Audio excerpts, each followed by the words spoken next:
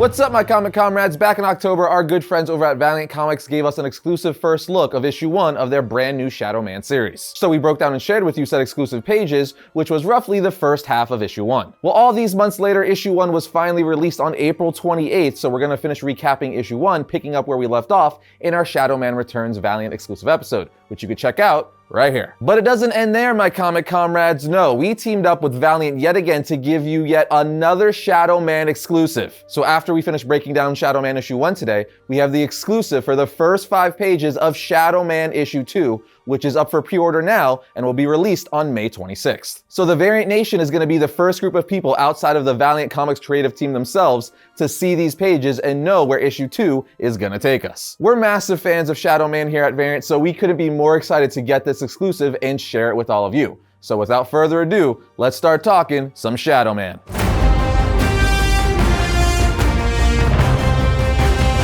Now, before we finish breaking down issue 1 of Shadowman, let's do a brief recap of the first half of the issue. At the beginning of Shadowman 1, we see Jack Boniface, aka Shadowman, fighting a demon who's crossed over from the dead side to the live side. We then learn that said demon has been killing masqueraders, several of which we see brutally murdered on the ground while Shadowman is fighting him. As Jack continues to fight the demon smacks him and demands he tell him where she is. But Shadowman doesn't have the slightest clue what the heck he's talking about and wastes no time in slitting the demon's throat. And just before the demon dies, he tells Shadowman that he must find and help this mysterious woman because she isn't ready for the horrors of this world. Now, quite confused, Jack says, "I don't even know who you're looking for or where to start." But a voice suddenly responds saying, "But I do." And we soon see that the voice is coming from none other than Baron Samedi, aka the King of Death. Anyway, if his name didn't give it away, he is not a friend of Shadowman. In fact, they are serious enemies, but for whatever reason, Samedi has been recently appearing to Shadowman, giving him information for certain things. Long story short, Samedi tells Shadowman he knows who's responsible for the demon's visit to the live side, which ultimately leads the two of them to a party. We see that Baron ends up taking Shadowman to a plantation-style mansion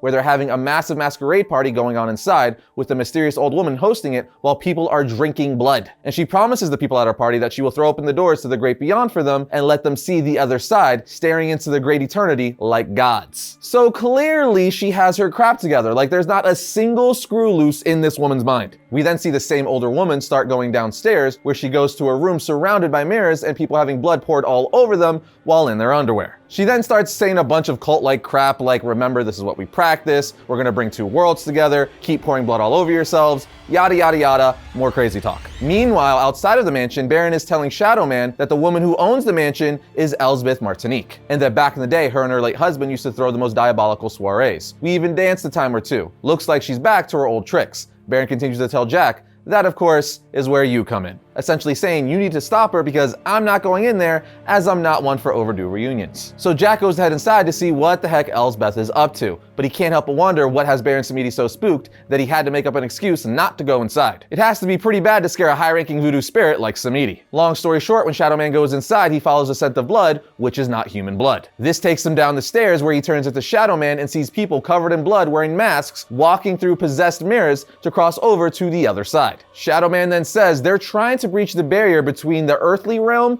and the dead side. Each mirror is a window looking into a different aspect of the other realm, but seeing it isn't the same as touching it. They don't know what they've gotten themselves into. This isn't a ritual. And that is where we left off back in October, but if you want to hear it in greater detail, be sure to check out that episode, which you could find right here. But now it's time to finish out the second half of this issue. Now, we last left off with Shadowman saying this isn't a ritual. Well, on the next page, we see he says it's a sacrifice. The dead side is forbidden. I can cross between worlds freely. Most others who try, they get chewed up and spat out. As we see a person get chewed up and spat out of one of the mirrors. Shadowman continues to say they use blood from something else to mask their passage. But masks don't hide who you truly are. And now the dead side is using the same trick. Unnatural creatures riding flesh and blood trying to sneak into the mortal world so they could feed. As we see one of the guys who tried to go into the mirror get turned into some grotesque creature, and then on the next page he explodes with corpse locusts from hell flying out of him, ready to feast on all the people there who were trying to cross over to the dead side. And I just have to pause here for a second because this is some super gnarly stuff. So these people try to disguise themselves with blood and masks to enter the dead side. But instead, these creatures from the dead side infected these humans to disguise themselves to be able to enter the live side, at which point they burst out of the dude and started eating all the flesh they saw. As a pretty big fan of horror,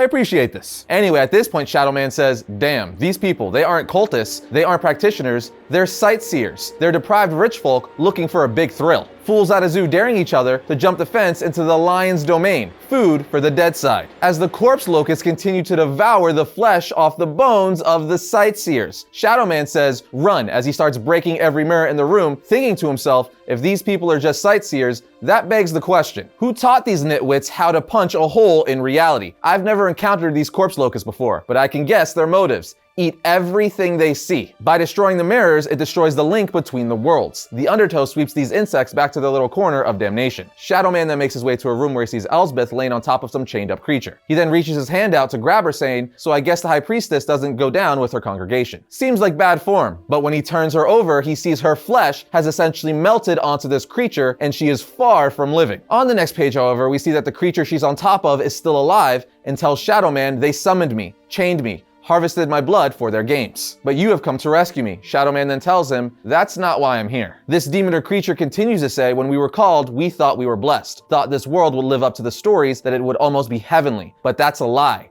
An illusion. Shadowman then lifts his scythe up to kill the monster while saying, unfortunately. The creature with tears in his eyes says, see, I was right. You are gonna save me. Meaning this creature finds mercy in death. Man, that's kind of rough. Never thought I'd feel bad for a demon monster creature thing. But man, he had it bad being chained up with those people using his blood to enter the dead side. Not cool, Elsbeth. Not cool. We then see Shadowman walking out the mansion as he says, man, this place is cleared out. Tends to happen when a bunch of naked blood-soaked people boil out of a basement screaming about bugs from hell. Yeah, I'd say that would do it. If I was at a party and people came running out of the basement, naked, soaked in blood, screaming about bugs from hell, I would leave too. Call me crazy. As Jack picks up a saxophone, he then sees a ghost of a woman who quickly disappears while he says, just a glimpse, and then she's gone. If I didn't know better, I might have thought she was just a figment of my imagination. Whatever she is, I know deep down that I'll see her again. Shadowman then makes his way to the front porch of the mansion where he's greeted by Baron Samedi once again, who says to him, you look like you've seen a ghost. Shadowman replies saying, all day, every day. Only this was different. This wasn't someone who was dead. This was like someone being born. Baron with evilness in his eyes says, you're more right than you know. This place is a blight, a weak spot between our world and the worst parts of the dead side, created by spite and violence and chaos. This world offers fertile soil. The blights are spreading, multiplying. Sooner or later, the veil becomes so weak, it will no longer be able to hold the dead side back. One reality will drown the other. Shadowman looks at him and says, well, what are we waiting for? Let's go find the others. As we see a panel of that mysterious woman Shadowman saw inside of the mansion as the comic ends. But guess what, guys? We're not done. Normally we would be because issue 2 doesn't even come out till May 26th. But Valiant gave us an exclusive look at the first 5 pages of issue 2. So let's finally get to today's exclusive and see how issue 2 starts. Shadowman issue 2 opens up with the family driving in Arizona just off of Interstate 10. While driving, the dad says, hey look, a hitchhiker. You don't see many of those these days. He then turns to his wife and asks, what do you think? Should we stop? Should we pick him up? His son in the back seat says, yeah, do it, Dad. I've never seen a hitchhiker before. And the daughter says, that's hitchhiker, dummy. The brother responds, whatever, let's give them a ride. The mother then turns to the husband saying, you can't be serious. The dad responds, why not? Guy's probably been walking in the heat all day. We should be neighborly. Needless to say, this is a dumb decision, as I feel like grown-up 101 when you get your driver's license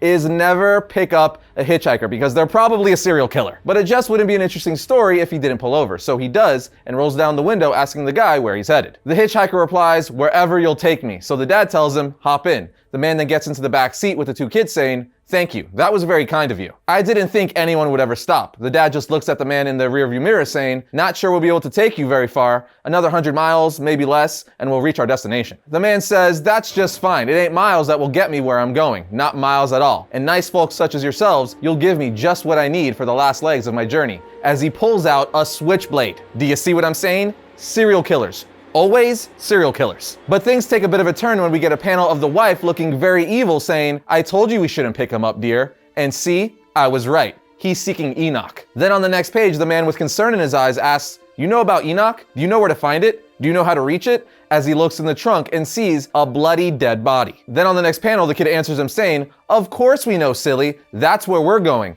That's where we belong. It's our home. As we see, this is actually a family of demons as they start attacking and eating the man, with him saying, no, not like this. Elsewhere, Shadowman and Samedi arrive in Enoch, Arizona, with Shadowman saying, this place is both familiar and alien at the same time. I know the feeling well, the dead side. Baron then tells Shadowman, well, yes, what did you expect, Jack? Nearly a dozen nearby towns all enduring waves of murder and kidnapping, and this little ghost town is at the center point. Shadowman then says to himself, only instead of bleeding out, the wounds are bleeding in. The dead side, the world between worlds, pours through. He then tells Baron, wait, there's something. Shadowman then goes on to tell himself a wrongness hangs over the town, a shakiness, a strange fluidity. Baron then says, you traipse between worlds, Jack. One step in the world of the living, the next you're somewhere else. Fun, isn't it? Being the stalwart guardian between life and death. And Shadowman says to himself, this town sits on a teeter-totter, rocking back and forth between worlds. The backwardness of it all is unsettling. In the realm of the living, this town is dead,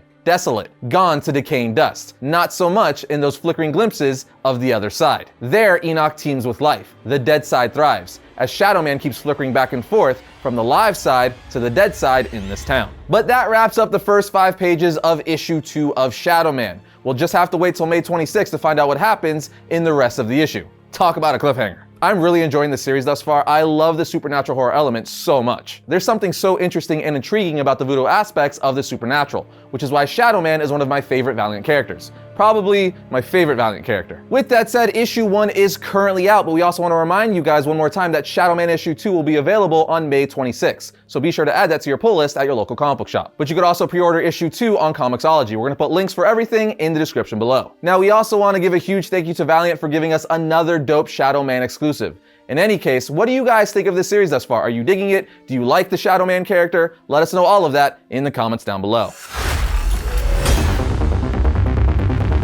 First up for the week of May 5th, we have Amazing Spider-Man issue 65. All the supercrime lords of the Marvel Universe are competing at the whims of Mayor Fisk. Their task, get the tablets of life and destiny. Here we have Strange Academy issue 10. The students of Strange Academy are off on their first field trip. To where, you ask? Asgard. Next we have Suicide Squad issue 3. Task Force X finds a new target and it leads them right to the Teen Titans Academy. The devious and driven Amanda Waller continues her quest to form a more powerful squad. And next on her list is the Titans' new speedster, Bolt. And finally we have Batman issue 108. Batman goes undercover to infiltrate the transhumanist gang known as the Unsanity Collective and learn more about their sudden appearance in Gotham. And just like that, that brings today's episode of Variant to a close. But if you like today's episode, check out this one right here. And if you like all of our content, subscribe, like, and comment. It helps the channel grow. But other than that, I'll see you guys next time when we talk about all things comics.